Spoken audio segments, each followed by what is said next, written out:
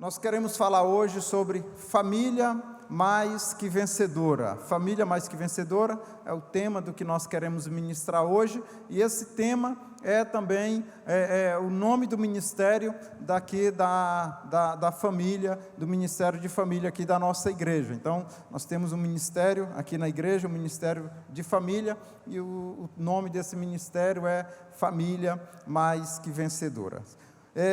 A palavra de Deus em Mateus, no capítulo 7, verso 24 e 25, diz assim: todo aquele, pois, que ouve estas minhas palavras e as praticas, será comparado a um homem prudente que construiu a sua casa sobre a rocha. Caiu a chuva, transbordaram os rios, sopraram os ventos e bateram com força contra aquela casa, e ela não desabou, porque tinha sido construída sobre a rocha. Vamos orar. Pai, graças te damos, o Senhor é bom, o Senhor é maravilhoso. Abrimos o nosso coração para receber a tua palavra, no nome de Jesus. Pai, que o Senhor é bem-vindo neste lugar, que o Senhor esteja presente aqui neste lugar, nos dando entendimento e revelação do teu querer, em nome de Jesus. Amém. Então, nós queremos falar sobre esse assunto, sobre o tema família. Nas últimas 3 semanas, o pastor Lima falou aqui uma série sobre o arrebatamento. Então, um tema e um assunto muito pertinente para nós como igreja, a igreja cristã. Nós estamos à espera, estamos no momento, esperando o toque da trombeta. A qualquer momento a trombeta pode tocar, e assim que a trombeta tocar, nós, a igreja do Senhor, seremos arrebatados. Então, foi muito esclarecedora a mensagem que o pastor Lima trouxe, e nós queremos falar sobre a sua família ser arrebatada, a sua família ir para o céu, a sua família ir nos ares com o Senhor. Se você está comprometido, compromissado com a questão da sua família, está sendo alcançada para o Evangelho. Essa deve ser a nossa missão, essa deve ser a nossa busca, a nossa procura, deve ser um alvo e um desejo nosso de que a nossa família vai morar eternamente com o Senhor. O pastor Melvin, ele falava algo que ele dizia assim: eu não quero ser como Noé, que ganhou sua família, mas perdeu o mundo, e nem como Davi, que ganhou o mundo, mas perdeu a sua família. Noé construiu uma arca e conseguiu salvar toda a sua família, mas todo mundo se perdeu. O rei Davi conquistou, então era admirado por todos, por todo mundo. O rei Davi conquistou reinos, cidades, mas a sua família foi um fiasco, foi uma destruição. E que nós possamos manter o equilíbrio, trabalhar para que a nossa família esteja sendo salva, para que a nossa família seja arrebatada, para que a nossa família possa ir morar com o Senhor eternamente, e que nós possamos, enquanto servimos ao Senhor aqui em família, possamos estar evangelizando as pessoas, evangelizando o mundo, falando do amor de Deus para as pessoas. Você tem a missão e o compromisso de toda a sua família ser salva. Essa deve ser a nossa principal missão, a salvação da nossa casa, a salvação da nossa família. Então, como garantir que a nossa família seja mais que vencedora? Como ter essa garantia? Como trabalhar? O que fazer para que a nossa família seja uma família de sucesso? O que fazer para que a nossa família seja uma família mais do que vencedora? O que nós estamos fazendo?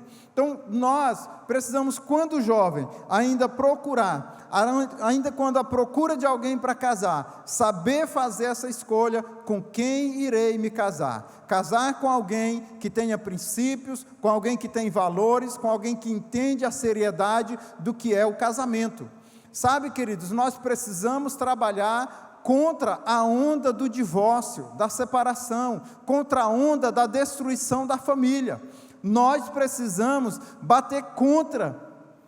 Sabe, nós não podemos ser como aqueles que acham, que banalizam a família, aqueles que concordam com a destruição da família, aqueles que concordam com o divórcio, a separação. Nós não podemos ter esse pensamento, essa mentalidade. Nós precisamos pensar diferente, nós precisamos ser diferentes. A igreja do Senhor. Esses dias eu estava lendo um livro e eu fiquei um pouco abismado com aquilo que eu li, que ali mostrava, que pesquisas mostravam que a igreja hoje parece que está pior do que o mundo. A onda de divórcio dentro da igreja hoje está sendo comparada com o mundo. E nós não podemos nos conformar com isso, nós não podemos pensar que o modernismo, que os dias atuais hoje, a igreja é diferente. Deus não muda, os princípios da palavra de Deus não mudam, Deus é imutável, a palavra de Deus é a verdade, e ela não muda, ela não se atualiza para que nós possamos entender hoje ou achar que o divórcio hoje é normal. O divórcio é uma prática, é uma destruição da família, é uma prática do diabo.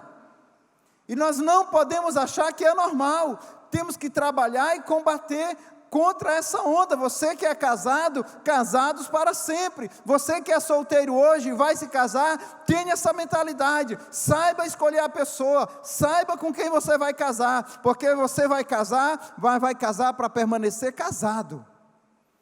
Não existe um se. Nós como cristãos, nós como igreja, não existe um se. Eu vou casar, mas se não der certo, eu separo.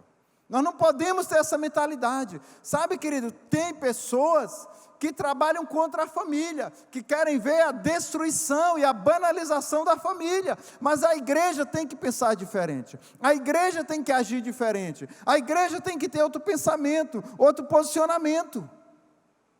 De qual lado nós estamos? Quando alguém lhe procurar, lhe buscar um conselho sobre essa área de um divórcio, ela já precisa saber qual é o teu conselho. Ela já precisa saber, eu estou vindo pedir o teu conselho, eu já sei qual é a tua resposta, mas mesmo assim eu quero te ouvir, me diga. E o que você vai dizer para ela?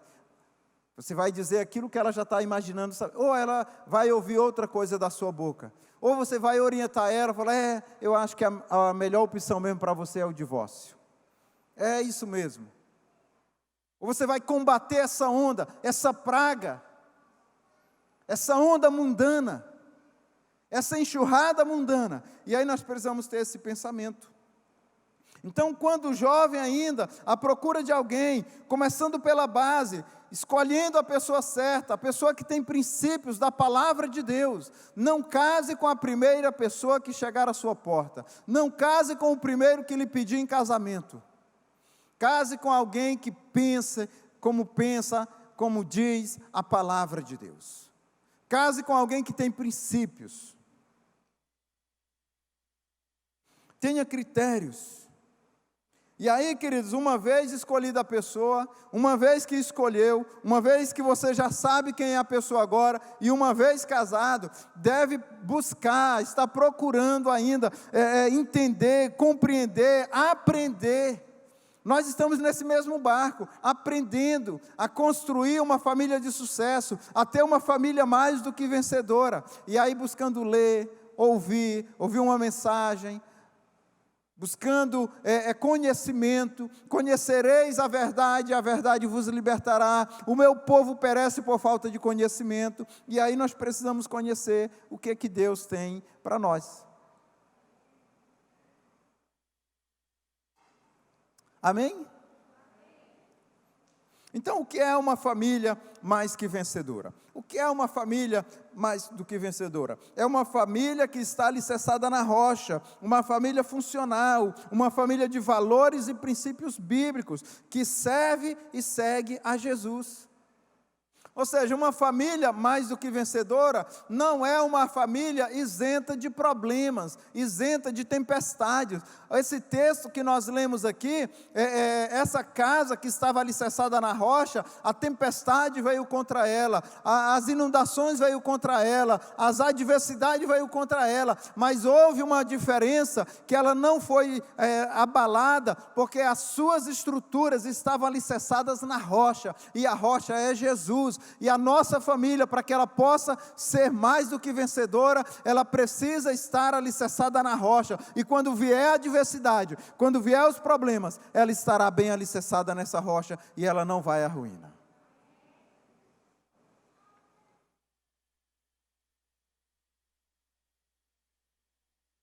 A construção de um casamento e de uma família saudável começa no namoro. Para nós aqui, começa no romance real. Então, o que você faz? Quando você está nesse período, você é solteiro, que está agora nesse período, na procura, na busca, já encontrou alguém, o que você está fazendo? Qual é a base que você está construindo para que você possa ter amanhã uma família de sucesso? Qual é a base, qual é o material que você está colocando?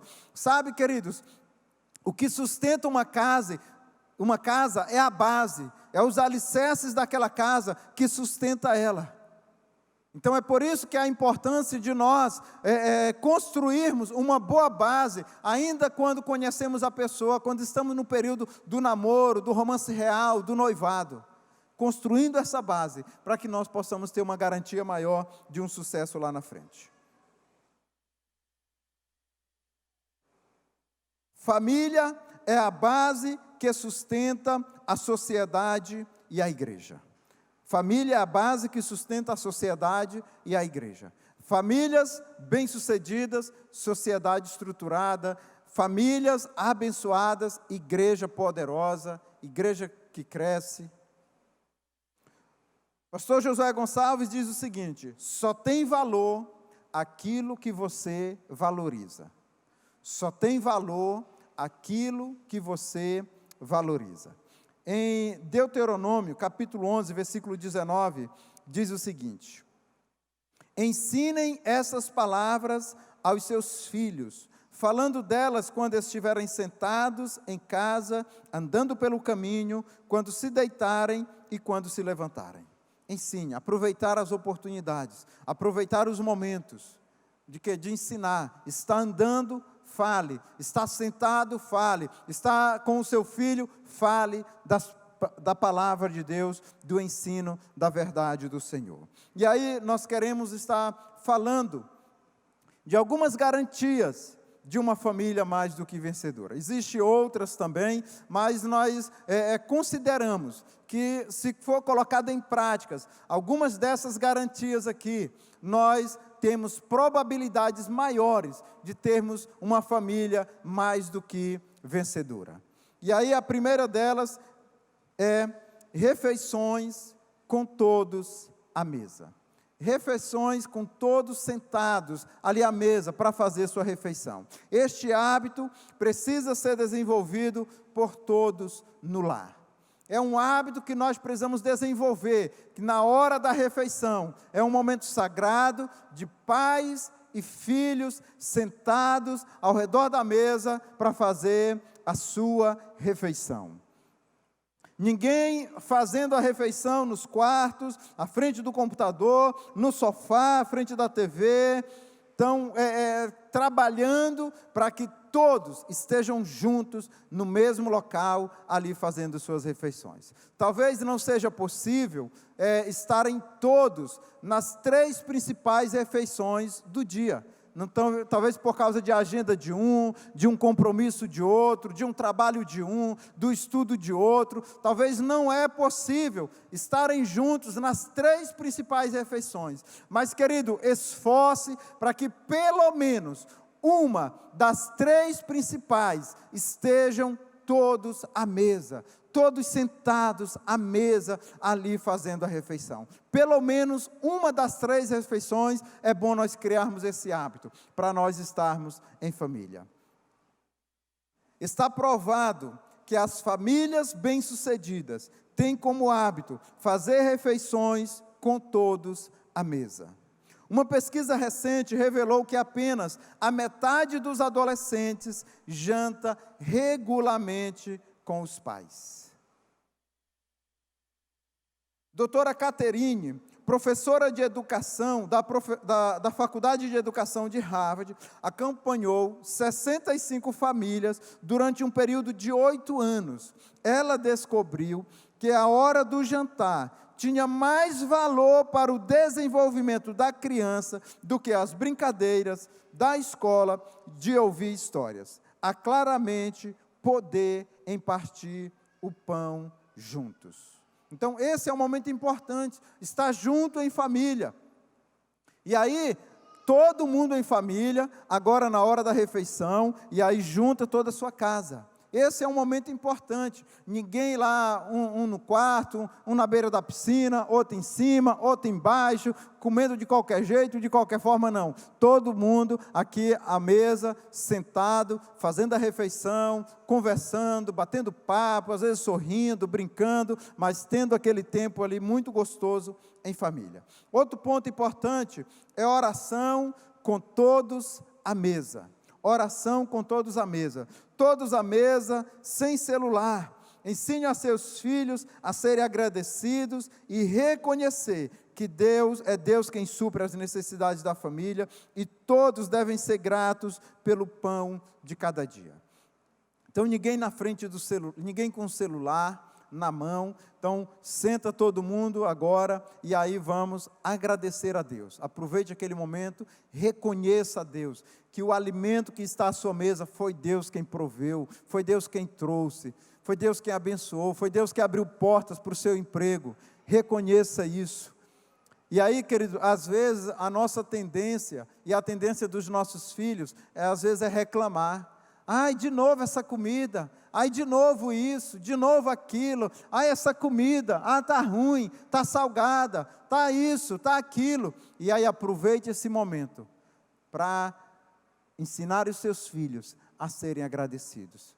Meus filhos, quantas pessoas agora estão à sua casa que não tem o pão de cada dia, que não tem o que nós temos aqui? Vamos agradecer a Deus. Não quero ninguém reclamando da comida, ninguém reclamando do pão de cada dia aqui na minha casa. E aí ensine princípios do agradecimento, a agradecer a Deus, a reconhecer a Deus, a louvarem a Deus, por mais que seja só um ovo com farinha, agradeça a Deus pelo ovo com farinha que tem na sua casa. E ensine esse princípio aos seus filhos, deles serem agradecidos e deles sempre honrarem a Deus, reconhecendo que todo alimento que vem para aquela casa é Deus quem provê. O lar deve ser uma escola, onde todos possam aprender sobre valores morais e espirituais. E aí é um momento para ensinar os filhos como comer, como se comportar diante de uma mesa, como pegar nos talheres, ou seja, só coloca no prato o tanto que vai comer, não é para sobrar. E aí ensinando princípios, ensinando valores. Às vezes a gente vai para um acampamento, queridos, o que sobra de comida nos pratos, e aí vai o quê? Aquela comida que sobrou, ela vai para o mato, porque se ficasse na panela, daria para aproveitar, daria para comer à tarde, daria para dar para uma outra pessoa, e aí ensinar. Só coloque no prato o tanto que você come. Ensinando princípios, a todo tempo, sentados à mesa, andando pelo caminho, ensinando, ao levantar, ao deitar. Outra coisa importante, férias em família. Ter um tempo de férias em família. Se planeje para todos os anos tirar um tempo de férias em família. Para você que ainda não tem filhos, comece desde já a adquirir esse hábito. É importante, sabe, viajar com a família, ter um tempo. Talvez você não tenha, esse ano não tem condições de fazer a viagem, de fazer aquela viagem que toda a família deseja, sabe, de ir para o Nordeste, para ir para tal lugar, mas tem condições, às vezes, de se programar, de viajar aqui dentro do próprio estado mesmo, ir para um local, ir para uma cachoeira, ir para um interior, ir para um banho aqui, e dormir num outro local, num sítio, sítio, mas vai com a família, aproveite esse tempo, tira um tempo em família, curta com sua família. Claro, se tem o dinheiro para ir para Beto Carreiro, para ir para o Nordeste, vá, invista na sua família, na sua casa, isso é muito bom. Tem aqueles que eles nunca viajam. Aí, de tanta insistência, até que eles falam, tá bom, bora viajar. Vamos, se organiza, se programa, separa o dinheiro, faz o orçamento e tudo. Aí, até que enfim, ele vai viajar, mas aí ele sai convidando a Deus e o mundo para ir com eles para a viagem. Aí chega lá, ele convida o fulano, ele convida o Beltrano, vamos. Aí fazem a caravana, vai todo mundo juntos. E aí chega lá, ele dá atenção para todo mundo, menos para a família. Ou seja, é legal, é bom, pode ir, não tem nenhum problema, mas priorize a sua família também, priorize a sua casa. Em alguma dessas viagens, vá só você e a sua família, acampar em algum lugar, leva a barraca, durma com sua família fora, isso vai ser legal, eles vão gostar demais. Nenhum outro tempo serve para renovar a família mental, espiritual, social e emocionalmente como período de férias.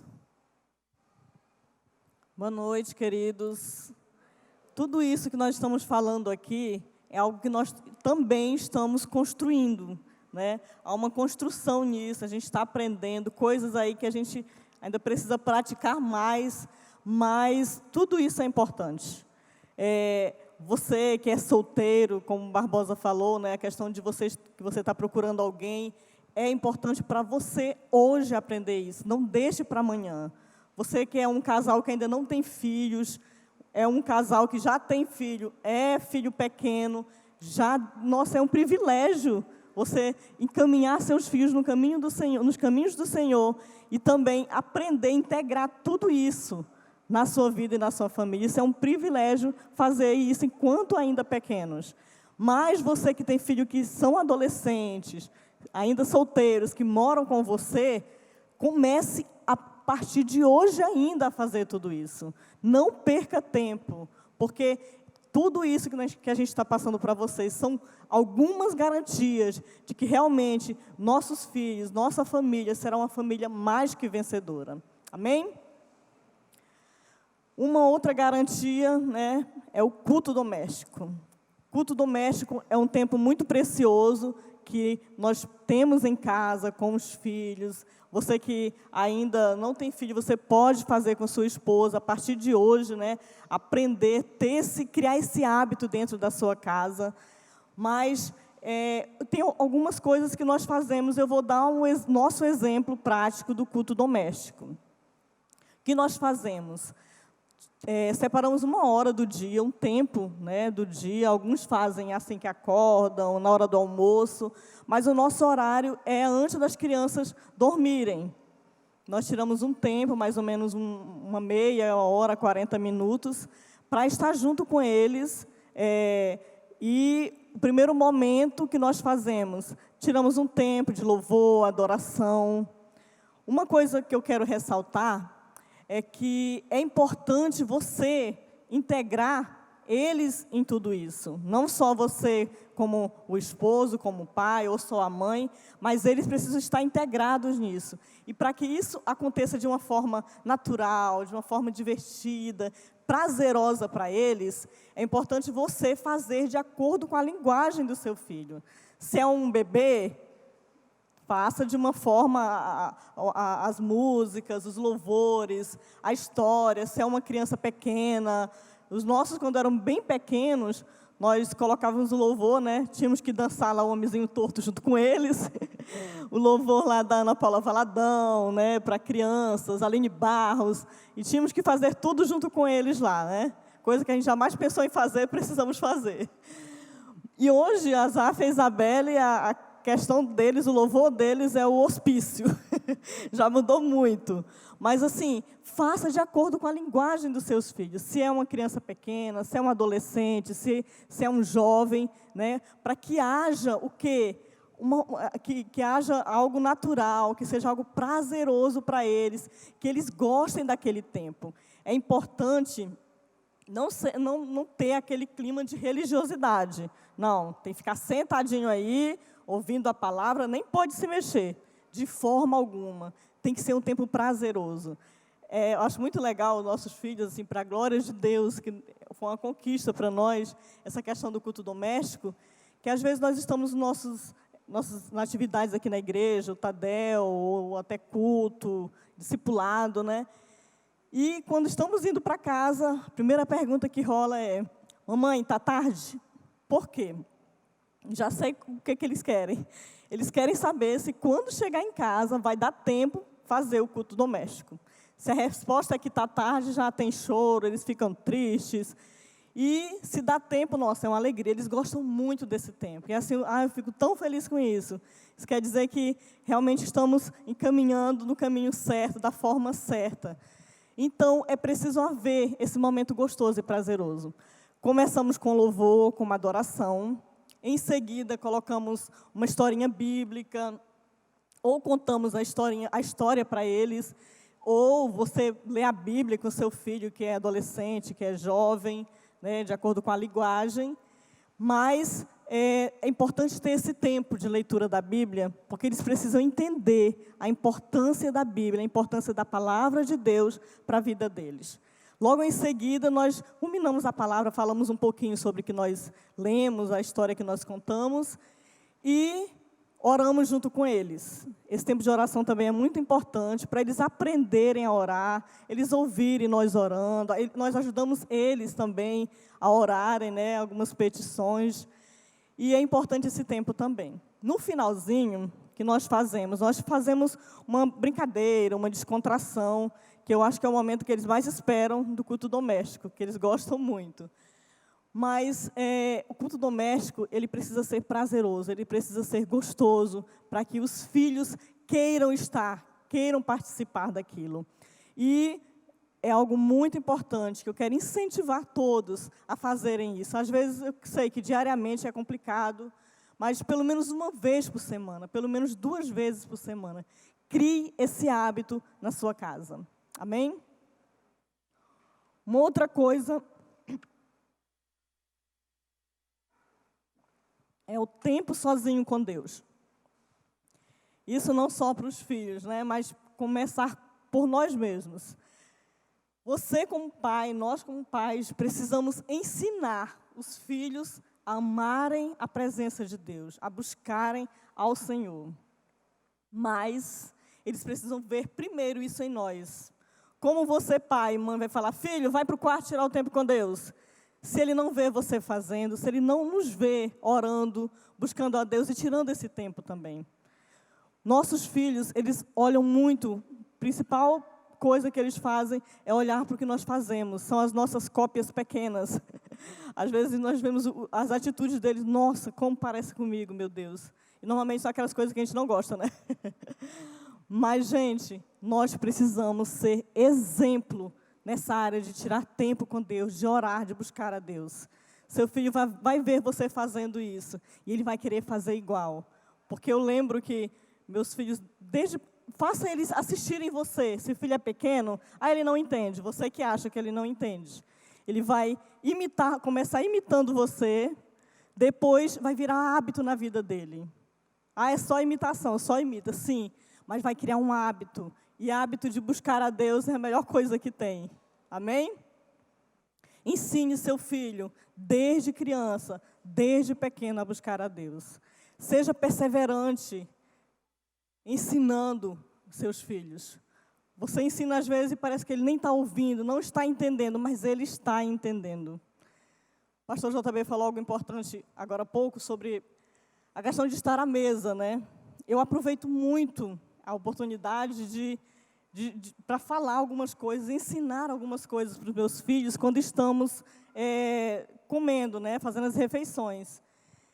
E eles aprendem, nós pensamos que não, mas eles aprendem. Algumas semanas atrás, o pastor JB pregou sobre Deus em primeiro lugar.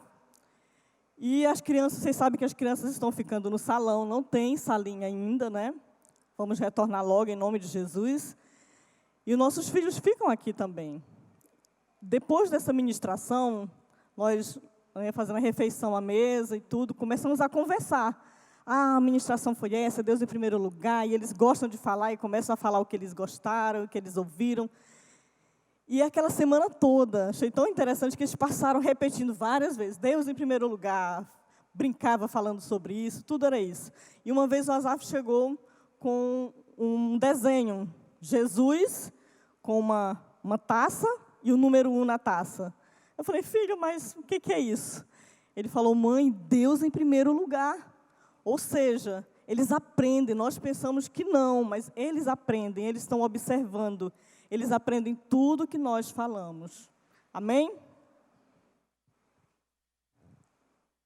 E também uma coisa que é importante é, quando um dos cônjuges não puder fazer o culto doméstico, porque está em uma outra agenda, o outro, se a mulher não está podendo, o marido faz. Se o marido não está podendo, a mulher faz, mas é importante ter esse hábito. Outro ponto, sair com o filho e a questão do discipulado. Ter um tempo sozinho com o seu filho vai gerar vínculo, amizade, e nós como os pais, nós precisamos conhecer os nossos filhos, precisamos investir na vida dele, precisamos conhecer os seus amigos, o que deixa os nossos filhos tristes, o que deixa seu filho feliz. Então isso é importante que nós venhamos trabalhar. Então é importante que, por exemplo, um dia eu possa sair só com a minha filha, e um outro dia eu saio só com o meu filho. Então, investindo na vida deles, conversando, isso é muito importante. Nós precisamos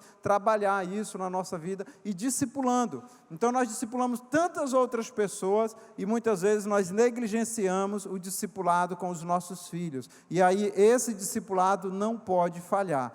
Eu preciso garantir o discipulado com o meu filho e a Ângela precisa garantir o discipulado com a nossa filha, ou seja, isso é primordial. Outra coisa importante é a ceia de Natal, um momento universal onde as famílias se reúnem para celebrar o nascimento de Jesus. Então aproveite, celebre o Natal, festeje, faça uma festa. Então o clima do Natal é propício para reencontros, perdão, reconciliação e agradecimentos. Então, aproveite em família, nós já temos esse hábito de todo o Natal, reunirmos toda a família aqui de Boa Vista, que mora aqui, e aí reunimos, batemos papo, conversamos, brincamos, fazemos as trocas de presente, agradecemos. Então, assim, um tempo tão propício para que nós possamos investir na família, e isso tem gerado vínculos de amizade, isso tem gerado companheirismo no nosso meio. Amém? Então, é importante nós estarmos fazendo isso. Uma outra coisa importante também é os aniversariantes da família. Então, não deixe esse momento passar desapercebido. Então, tem alguém aniversariando, comemore, faça alguma coisa, faça um bolo, comemore esse tempo, comemore esse momento. Então, junte, muitas vezes, no mês de abril, que tem de aniversariante no mês de abril na nossa família, e aí a gente começa em março, né? Final de março já começa, e aí vai até o mês de abril, e aí a gente fica celebrando, se alegrando, se reunindo. Então, isso é muito bom. Então, reúna, faça um almoço, faça um jantar, reúna em família, mas não deixe passar desapercebido, e isso você está fazendo, mostrando para os seus filhos que eles são importantes e que eles são priorizados na sua vida. E aí talvez você fala, mas por que tantas atividades? Eu não tenho tempo para tudo isso, são tantas coisas para fazer. Sabe, queridos, só nós podemos, como diz aquela frase do Josué Gonçalves, né? Você só valoriza aquilo que tem valor. Então, se sua família tem valor, você vai valorizar essas coisas. E muitas dessas coisas nem tiram o nosso tempo. São coisas rotineiras do dia a dia, só são coisas que nós precisamos ensinar e vai valer a pena. Nossos filhos precisam desses ensinamentos, da palavra de Deus, para que quando estiverem nas faculdades e serem interrogados sobre Jesus, eles devem saber quem é Cristo e o que eles são em Cristo Jesus. Então, nós precisamos preparar os nossos filhos para a volta de Jesus. Nós precisamos preparar os nossos filhos para que eles possam servir a Jesus por toda a sua vida. Então, passar um tempo prazeroso e agradável em família é tão espiritual quanto um estudo bíblico. A presença dos pais é muito positiva em 4 momentos críticos do dia. Isso aqui, o James Dobbs falou isso aqui. De manhã, depois da escola, na hora do jantar e na hora de dormir. Então, isso é muito importante. Querer é o primeiro passo para que as coisas mudem. Querer é o primeiro passo para que as coisas mudem. Eu vou estar lendo aqui algumas perguntas que eu gostaria que você fizesse para você mesmo. Essas perguntas para você se autoanalisar, né? Se você nós realmente estamos criando esses hábitos e quais os hábitos que estamos trazendo para dentro da nossa casa. Acho que vão projetar aí, vocês acompanham. O que quero que meus filhos lembrem de sua infância? Qual é uma das melhores lembranças da minha infância? O que a tornou especial? O que é que estressa constantemente minha casa?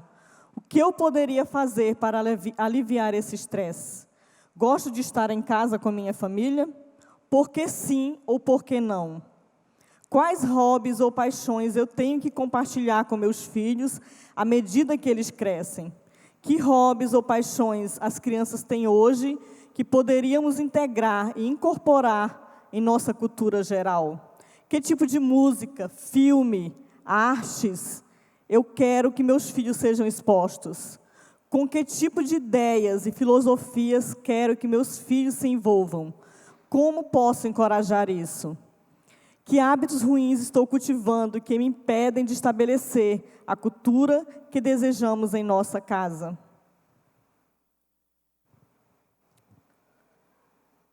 E eu quero concluir que não poderíamos deixar de mencionar a garantia mais importante e crucial para que nós possamos ter uma família mais do que vencedora: oração. A oração é a chave de tudo. E aí é com a oração que nós vamos ter uma garantia maior de que nós vamos construir uma família mais do que vencedora. Vamos nos colocar de pé, nós vamos estar adorando a Deus com essa canção. Você pode nesse momento se unir em família, estar junto com sua família, com sua casa, nesse momento.